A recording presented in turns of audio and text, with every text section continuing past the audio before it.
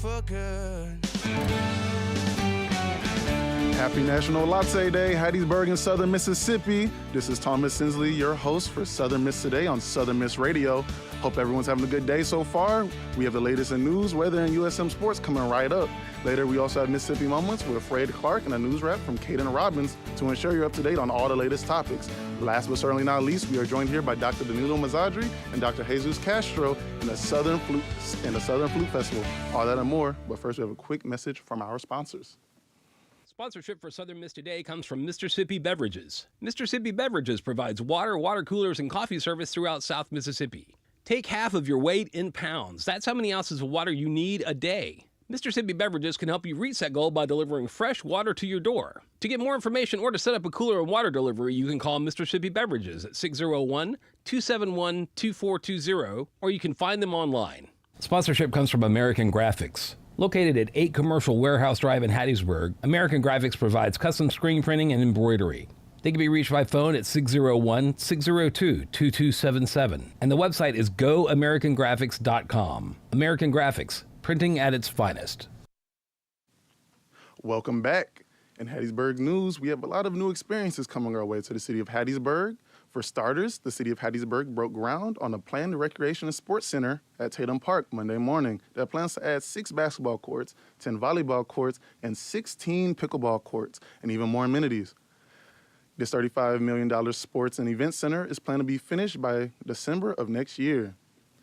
This news comes a couple days after the Hattiesburg Zoo begins renovations and construction on a new ticket office, education space, and gift shop. Currently, people who visit the zoo know that walking past the sidewalks and bushes can be a bit confusing, so the new renovation aims to move the ticket booth to the front of the zoo.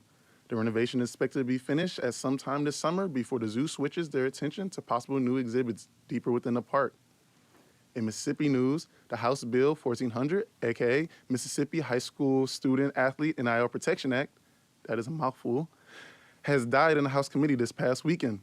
The bill aims to create a blueprint for allowing high school student athletes to earn payment for their name, image, and likeness under certain guidelines. Many coaches and the Mississippi High School Activities Association have publicly spoken out against the bill, even though Mississippi is only one of 14 states that does not offer high school athletes a way to profit from their NIL.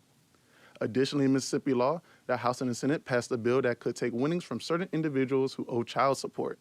This news comes surprising to many, as it will mark the first time the state will use casinos as a debt collection agency. Both House Bill 520 and Senate Bill 2369 will require casinos to cross-reference winnings against state database, and if a winner owes child support, the casino will withhold the owed amount before paying winnings. This bill will only affect major jackpots, however, so wins of $2,000 or more from slot machines and sports betting. However, crap tables and card games are excluded from the law. Both bills now will move to opposing chambers for review, and if signed into law, will not take effect until July 1st with the Gaming Commission. In national news, new data out this week shows a significant drop in violent crime across major U.S. cities last year, according to the national analysis by the Major Cities Chief Association. The New Year survey found homicides were down nearly 20%, robberies were down almost 20%, aggravated assaults fell close to 10%, and other violent crimes declined compared with 2024. This trend reflects a broader shift after pandemic-era spikes, with cities like Chicago and Houston posting large decreases in serious crimes, and New York City recording the fewest shooting victims and incidents in its history. While experts aren't pointing to any single cause, they say advances in policing tactics, technology, and community violence prevention efforts may be contributing to the historic declines, with the national homicide rate on track to reach its lowest level since the early 1900s. However, a few cities still saw upticks in some categories, underscoring that local conditions vary widely. And in a highly unusual move, the Federal Aviation Administration abruptly issued a temporary flight restriction late Tuesday that grounded all flights to and from El Paso International Airport in Texas, including commercial, cargo, and general aviation, for what the agency described as special security reasons, a closure that was initially set to last 10 days. The FAA classified the nearby airspace as national defense airspace and warned that pilots who do not comply could face severe penalties, including potential interception or other enforcement action. The shutdown affected a key border travel hub serving millions of passengers and disrupted flights in the West Texas and southern New Mexico region. However, authorities quickly lifted the restriction this morning, saying that there's no current threat to commercial aviation and that operations would resume as normal. Officials suggest the security concern may have involved a breach of U.S. airspace by cartel-related drones, but details remain limited as federal agencies continue to review the situation. That's your news update from Southern Miss today. Next, we'll have the latest in sports and weather, so stay tuned. We'll be back after a word from our sponsors. Sponsorship for Southern Miss Today comes from Mississippi Beverages. Mississippi Beverages provides water, water coolers, and coffee service throughout South Mississippi. Take half of your weight in pounds. That's how many ounces of water you need a day. Mississippi Beverages can help you reach that goal by delivering fresh water to your door. To get more information or to set up a cooler and water delivery, you can call Mississippi Beverages at 601-271-2420, or you can find them online. Sponsorship comes from Furniture Direct, with locations in Hattiesburg, Laurel, and Columbia. Are you looking for a deal? Lots of styles on a good value? You can find them on Facebook at Furniture Direct Hattiesburg for the latest specials and promotions. Or you can shop anytime at FurnitureDirectNow.com. You can see why Furniture Direct is your furniture destination. Welcome back. In Southern Miss sports, Southern Miss softball is now 4-2 after falling short to Mississippi State, who is ranked number 19th in the country. Southern Miss lost 5-0, making the series history at Nunts Park 8-2 with Mississippi State leading. The Lady Eagles will attempt to avenge this loss against Loyola College and Bethune-Cookman in Leesburg, Florida, Friday at 3 and 5:30. Coming up in sports, we have men's and women's basketball playing tomorrow. The women's basketball team takes on the University of Louisiana Monroe at 5 p.m., followed by the men's team taking on South Alabama at 7:30. To those who cannot make it to the Reed Green Coliseum, both the women and men's team play again on Saturday here. Women's basketball plays Texas State for their senior day at 5 p.m., while the men take on Troy at 7:30.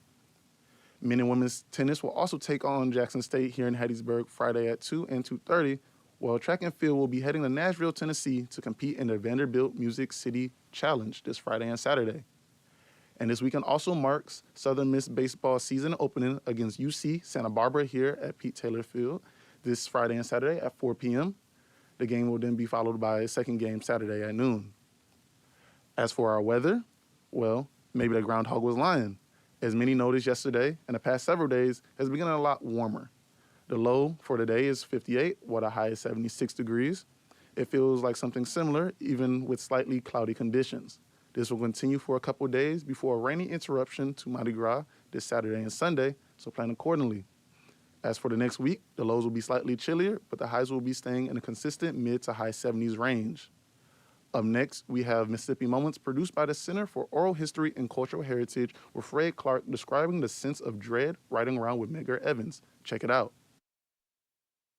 This is Mississippi Moments, produced by the Center for Oral History and Cultural Heritage at the University of Southern Mississippi and supported by the Mississippi Humanities Council. I'm Bill Ellison. As a teenager, Fred Clark would often catch a ride with civil rights leader Medgar Evers. He describes the sense of dread he felt riding with Evers, even as he marveled at the man's bravery. First thing you had to do was get to the place and get back out alive, most of these meetings. And usually meant leaving before the meetings is over, walking home, or catching a ride out on the highway somewhere. I used to wait for Medgar, didn't want to wait for him, but I knew he was going in the vicinity I wanted to go. I would let Medgar drive me to the clubs about 2 miles from his house. I wouldn't let him take me to his house. I wouldn't let him bring me into the city because I just knew they was going to get him because everybody else around me got shot. And I asked him, standing there on campus, Mr. Evers, aren't you scared to go down that road there? Medgar Evers started talking to me about God, faith, and all the other powerful words. And I was scared. I was looking out the window on the side of the road for the snipers. He was a brave man, but I didn't see where he had the guts to do what he was doing going on out in them bushes and stuff. To learn more, subscribe to the Mississippi Moments podcast or visit cohch.org.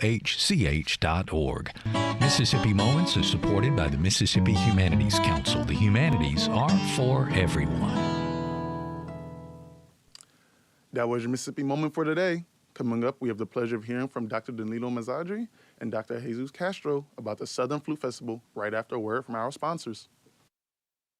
Sponsorship for Southern Miss Today comes from Mississippi Beverages. Mississippi Beverages provides water, water coolers, and coffee service throughout South Mississippi. Take half of your weight in pounds. That's how many ounces of water you need a day. Mississippi Beverages can help you reach that goal by delivering fresh water to your door. To get more information or to set up a cooler and water delivery, you can call Mississippi Beverages at 601-271-2420, or you can find them online. You may not realize how important 3 letters can be. For a patient who needs type A, B, or O blood, these letters can mean life, but there simply aren't enough people giving blood.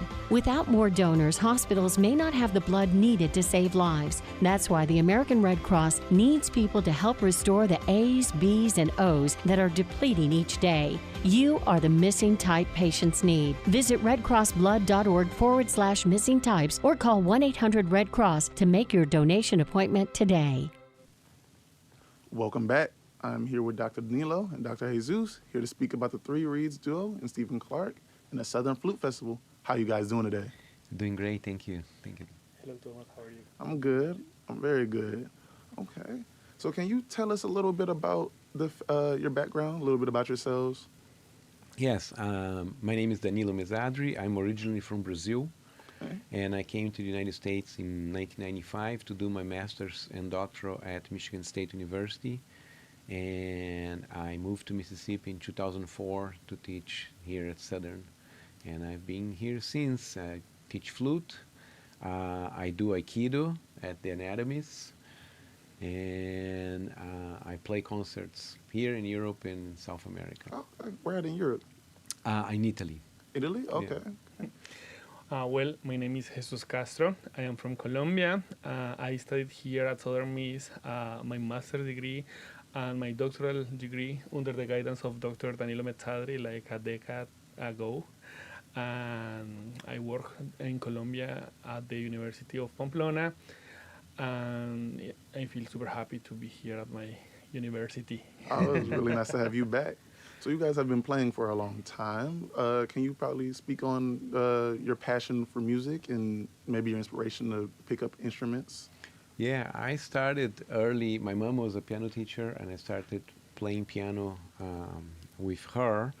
And one day I saw a flute, and I said, that's what I want to play. And at that time, at the conservatory where I was when I was a little kid, the early childhood programs, we would have people from the orchestra coming and showing instruments. So then you had a chance to try out and play and see what you like and what you don't.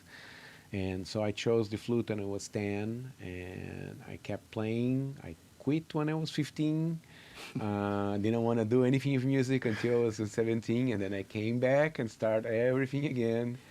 And then I've been playing since, and it's all the fun. You build projects, you create recitals, you create events like this one, and you do a lot of exchange of ideas and visit places, and it's all the fun.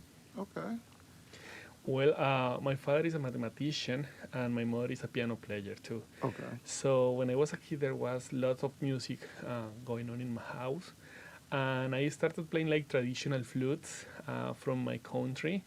Then I wanted to become more serious, and then like my whole family gave me this old flute for me when I was, I don't know, 17, 18.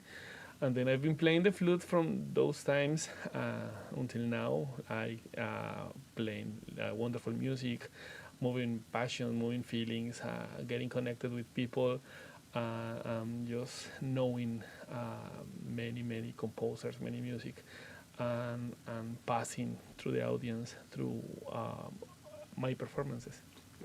Yes, sir. And you did mention earlier you teach in Colombia, correct? Yes, sir. Okay. And you teach music, I'm assuming? Yeah, I am professor of flute and counterpoint at the Pamplona University in Colombia since 2020. Oh, okay. Yeah, and I also work as a flute professor at the Universidad Distrital in Bogota, in the capital of the country. Okay. Okay, so about this festival, the Southern Flute Festival, this is not the first festival. This is the 13th, correct? Correct. This is the 13th edition. We started a while ago, 13 years ago, obviously. I brought my former professor, from Michigan State, and then I start bringing new guest artists or more than one guest artist every year. The festival is focused on featuring alumni and a respected or well-known artist in the field. And we also give opportunity for our graduate students or graduating students to present their research. So this year we have one of my doctoral students, she's presenting a paper at the festival.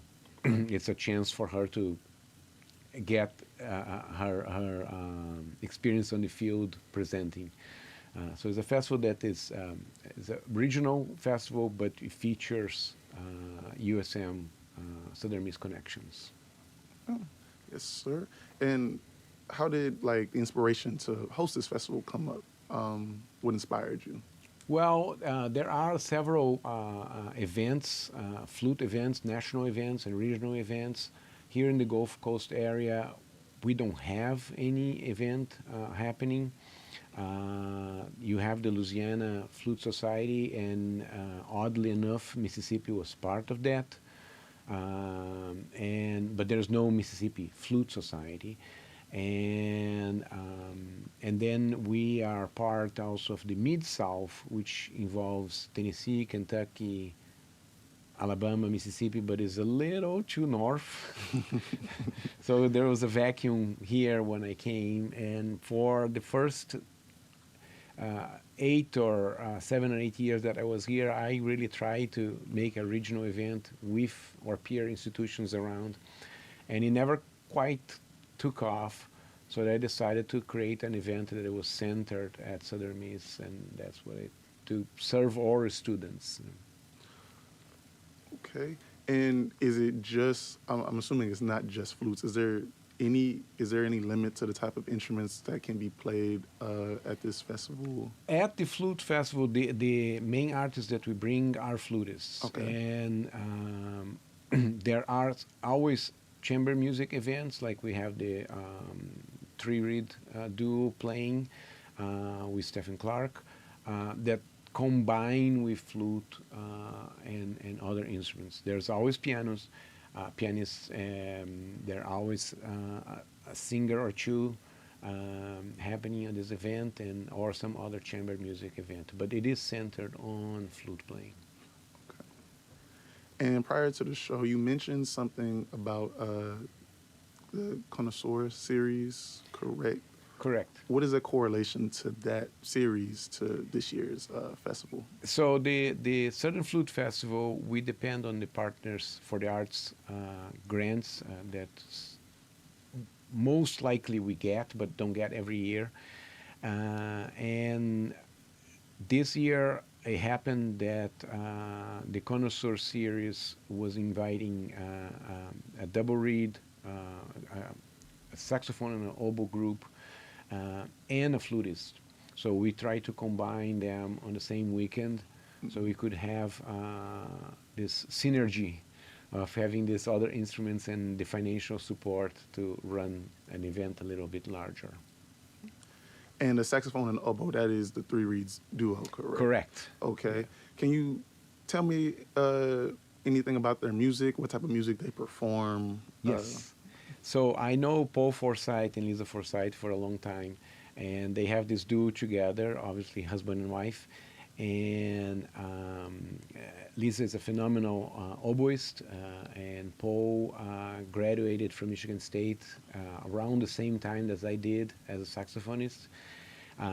They teach in Nacogdoches, a Northwestern Louisiana State University, and there's not much repertoire for oboe and saxophone. So they commission a lot of new pieces that were written for that ensemble specifically. And the saxophone has a lot of flexibility in terms of choosing different instruments to cover a different range. The oboe is a little more limited, so they can cover, a different spectrum. On this particular recital, they have some pieces together, and they have some pieces with the third invited member for the group, the Scottish flutist Stephen Clark. So Stephen is playing some pieces with two of them, or sometimes with just the oboist. And I know the Three Reeds duo, they play Friday, correct? And then Stephen Clark, he's going to play Saturday. But you also mentioned they're playing together. But is Stephen Clark also going to be performing on his own? Yes. So Stephen is giving a master class on Friday morning to Southern Miss students. And then on Saturday, he is being a feature soloist with our festival flute ensemble. So he'll be playing on Saturday as well. Okay. And are there any other big names you can think of or like to mention playing at the festival this year? Well, we have Dr. Castro, who is here with us. He is playing a recital tomorrow at William Carey, who is helping support this event. So he's giving a master class for the William Carey students and performing a full recital with Zahole Lee Ashi on faculty here. And so they're performing a recital there. We also have on Friday at 4 p.m. at T-Bone Records, a former student, and she's giving a show there, a flute cabaret show. Oh, at T-Bone's Cafe? At T-Bone's Cafe. Okay. Erin Clare is a graduate from, 10 years ago, I guess. And she lives in Florida and travels around the country doing shows. So she's giving a show at 4 p.m. on Friday. At 6 o'clock, we're gonna then on Saturday we have several clinics and several presentations. And at 6 o'clock we have a combined recital where I'll be playing, Dr. Castro will be playing, and all the other guest artists will be sharing the stage on the final performance. Yes, sir. And Dr. Castro, do you have anything to add, maybe about anything you plan on playing, performing? Yes, I will be playing this selection of French composers, like two works based on operas, variations for flute and piano, very virtuosic, very fun to play, and a suite by a French composer, Vidor. And also, I will be doing the premiere of one of my capriccios here that I wrote for flute alone. Okay. That is called Meditation.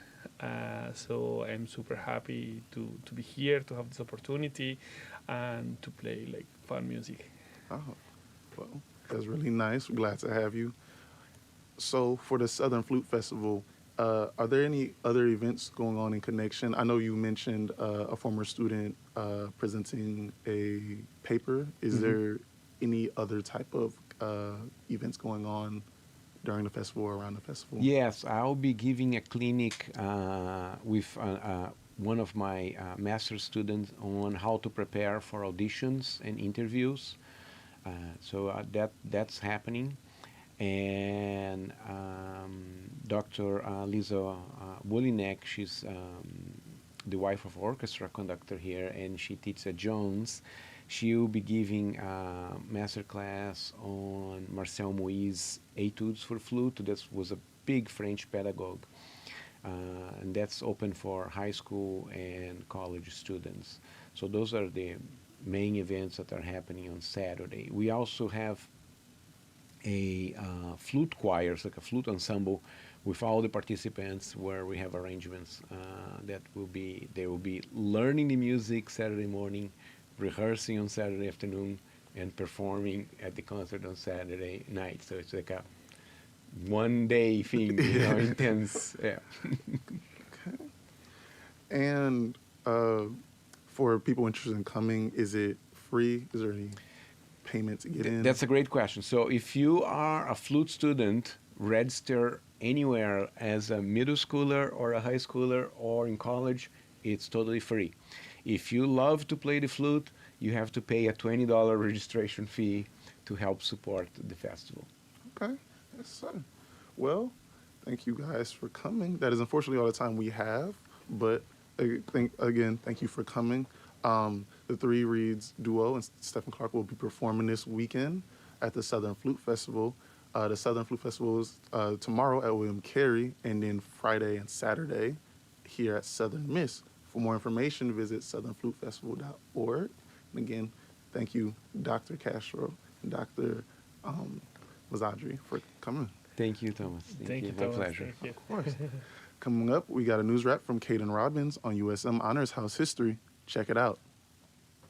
Nestled in USM's campus are historic buildings that archive the memories of Southern Miss. One such building is the home of the Honors College, the Honor House. What's now known as the Honor House was part of the 5 original prominent buildings of Southern Miss's campus. Built in 1912 and originally called the Industrial Cottage, the old house was originally, quote, used to provide a laboratory for girls to learn practical homekeeping in all its phases, according to SouthernMiss.com's prominent buildings and features of Hattiesburg campus. The dean of Southern Miss's Honors College, Dr. Joyce Inman, says the building also served as a dorm. It is the Honor House because at one point, I want to say in about the 50s, the Honor House was a women's residence hall, and women were on their honor to behave themselves in the ways befitting a Southern Miss woman. It was for upper class women, juniors, seniors, and graduate students, and they did not have a chaperone living here, which is why it was considered the Honor House. Despite the building's age, Dr. Inman says she enjoys working in the Honor House. I mean, we love our space here. So, I mean, the first thing I would say is I'm excited every day when I come to work, and most of that is because of what I get to do and because of the students with whom I get to work. But a lot of that is the intimacy that a building like this creates as well. The Honor House is just one of many historic buildings on campus. With WUSM, I'm Caden Robbins, Southern Miss to the top. Thank you for listening to Southern Miss Today on Southern Miss Radio. Many thanks to Carl, our producer, Liam, our audio engineer, and Neto, our film producer, for keeping this flight on track. We especially want to thank our general manager, Dr. Martin, as well as our guests, Dr. Danilo and Dr. Jesus, for coming to speak to us about the Southern Flute Festival. That's all for today on Southern Miss Radio. Thank you for listening, and don't forget to wear your seatbelt. I'm your host, Thomas Sensley, signing off.